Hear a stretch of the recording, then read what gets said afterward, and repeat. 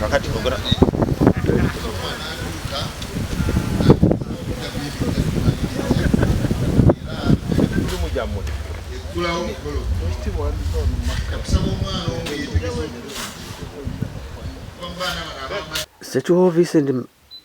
Vincent Matovu akulembeddewo omukolo gw'okulaba nga bayoyota embuga y'essaza ly'e Kyaggwe era nga kibatandikire nako bwe kulaba nga bayiwa kolansi ku luguudo lwa Mukawa ku mbuga y'essaza ly'e Kyaggwe nga kino kikulembeddwamu Ignace Katawa ng'ono yawaddeyo kolansi ono gw'olaba.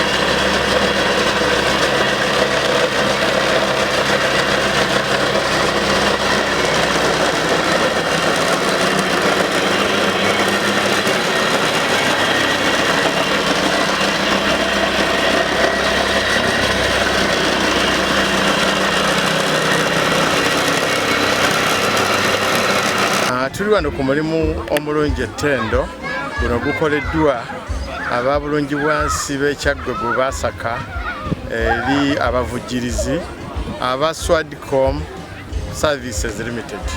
Nga Swadcom Services Limited ekampani ekola enguudo n'ebizimbe n'emirimu egikwataganya awamu mu ebyo ebya engineering.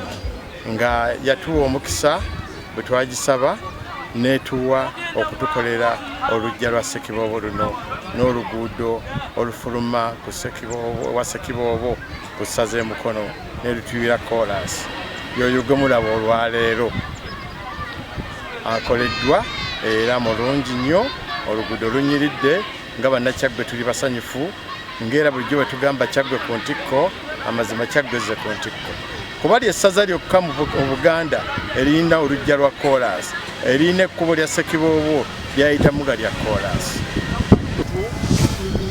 omwezi guno ngereza enkokola tujje wano ku Kyaggwe wano ku mbuga ya Ssekiboobo tugenda okuyiza olunaku lwa bannakyaggwe ebintu bingi ebyokunyumirwa emizannyo egyaffe egyeri wano ku Kyaggwe muggulu e Mukono.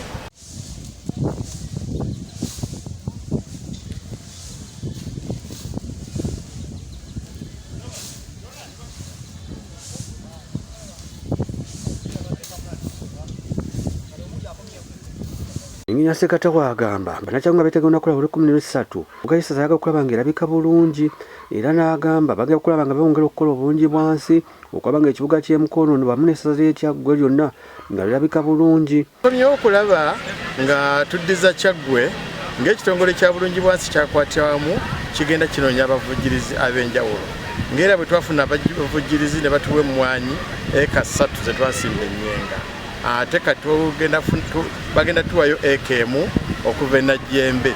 Twagala okuddamu okutereza amagombolola gaffe gonna n'essaza ly'e Kyaggwe tube nga tudda ku ntikko tube nga tufuna ebirungi era tukyanoonya abavujjirizi abalala bangi nnyo tusobole okulaba nga Kyaggwe tumuzza ku ntikko. Twagala okusimba emiti, twagala okulongoosa ebifo byonna ate tulina kye tufumba ekijja eky'okuzza tawuni yaffe ey'e Mukono nga capital city ya Kyaggwe ku ntikko esembayo. Tulina kye tupulaninga kye tufumba tujja kisosootola ng'obudde butuuse neyanza. Ssekiboobo wano agamba olunaku lwa bannakyaggwe olugenda otuuka 13 abeesunze okuba nga bajja mu bungi era embuga buli kimu kikoleddwa.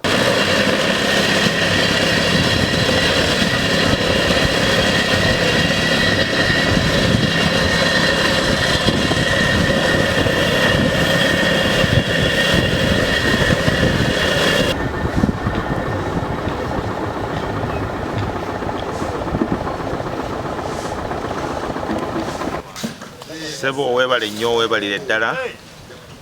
Tuli wano ku mbuga y'essaza Kyaggwe wano muggulu e Mukono nga twetegekera olunaku olukulu ennyo wano mu Kyaggwe, olunaku lwa Kyaggwe oba olutiddwa Kyaggwedde.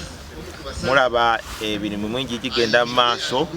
Oluguudo olwa Mwasanjala olukuyingiza ku Saza ku mbuga kwennyini lumaze okusibwako kakoolansi n'ebintu ebirala bingi nnyo bigenda mu maaso. Nkubiriza bannakyaggwe mwenna olunaku olwokutaano zigenda okuwera ssaawa 3 nga mwenna mutudde entende wano mu Kyaggwe mulabe ebitone bye mulina mu Kyaggwe, abaana nga bayimba nga batontoma ennyimba eziwaana Kyaggwe n'okusingira ddala ennyimba eziwaana mukama waffe kitaffe kabaka wa Buganda Ronald Muwenda Mutebi owokubiri. Tubasaba mubukeereze enkokola ate olunaku olwo mubeere wano tusiibe wano ate tulabe engeri olunaku olwo gye lunaatambula.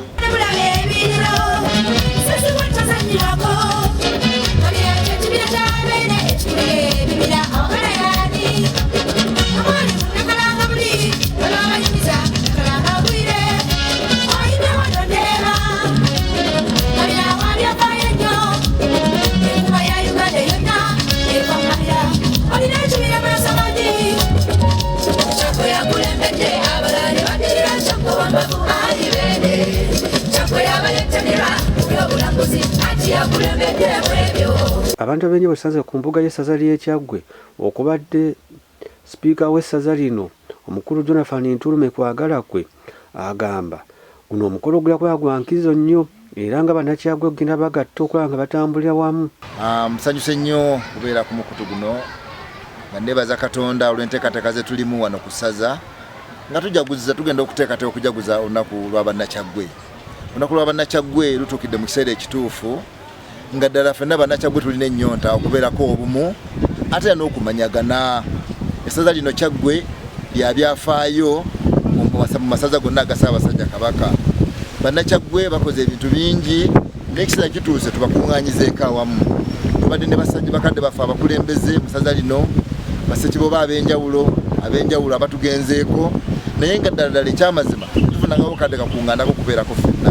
Njagala okwebaza Ssekiboba ow'omulundi guno mukadde waffe Vincent Matovu Entubizibu kubanga atuyambye okujjukira bannakyaggwe bonna abaali baweerezaako mu Kyaggwe n'agamba nti mukomeewo kubanga mwe bannannyini Kyaggwe mukomeewo. Waliwo abannakyaggwe abaweerezaako edda mu Kyaggwe ne baddayo eka ne batuula niye babadde beerabiddwa nga tebakyayinza na kujjukirwa.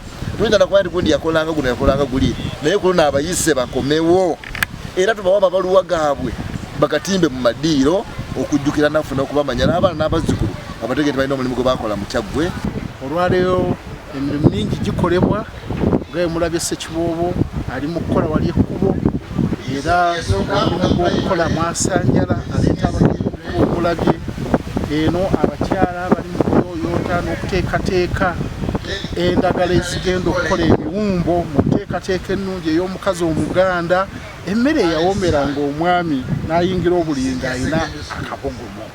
Abakyala nabo bali mu mulimu gwabwe ate tukyazizza n'amasomero ag'enjawulo okujja okusunsulwamu okulaba ssomero ki erigenda okuyimbira Ssekiboobo n'abagenyi be bonna banaabayise olunaku olwo ery'enjawulo. Ekikulu tuli ku mulamwa gwa Kyaggwe kulaba era ng'abaana bano bazze okutontoma Kyaggwe kyeki okuva w'omuyingirira mu Namanve w'oyawukanira ne Kyaddondo ate okutuuka w'omufulumira enjeru w'oyawukanira Busoga. Kyaggwe kula kubanga Kyaggwe okuviira ddala ku mmere gye tulya emmere yaffe gye tulya gye tumanyi ey'ennono kiruku. Tubadde nga n'ensonga bulijjo mubadde nga mulaba abantu boogera ku masaza gaabwe ne boogera ku buddu ng'abantu ab'ebuddu ng'olaba bajaganya boogedde ku ssaza lyaffe ekitabaddeewo nnyo ku ssaza ly'e Kyaggwe. Mukadde waffe Ssekiboobo ayagala kuyimusa omukwano n'okwewulira nga oli mu Kyaggwe owulira nga olina emirembe kwe kuteekateekawo olunaku lyatuumye Kyaggwe Day.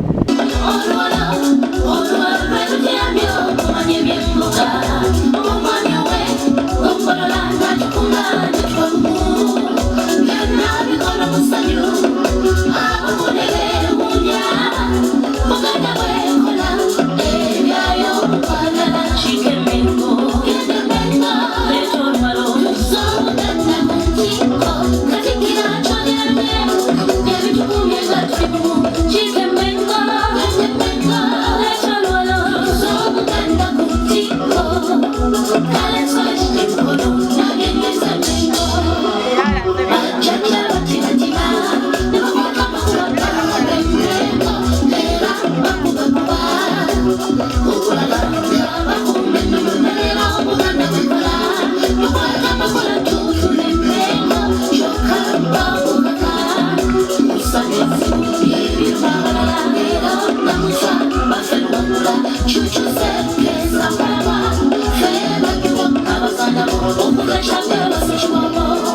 Cedric Kavuma sente w'abavubuka mu Buganda ate ng'ekyomukisa omulungi kibuka omusajja Ssaabasajja Kabaka erya Kyaggwe Gomba ye Nakisunga Mukabwe Natete wali eyo era kwebaza Ssaabasajja Kabaka olw'okusiima n'atukwasa obuvunaanyizibwa nga Bannakyaggwe okulaba nti tukulemberamu abavubuka be mu Buganda.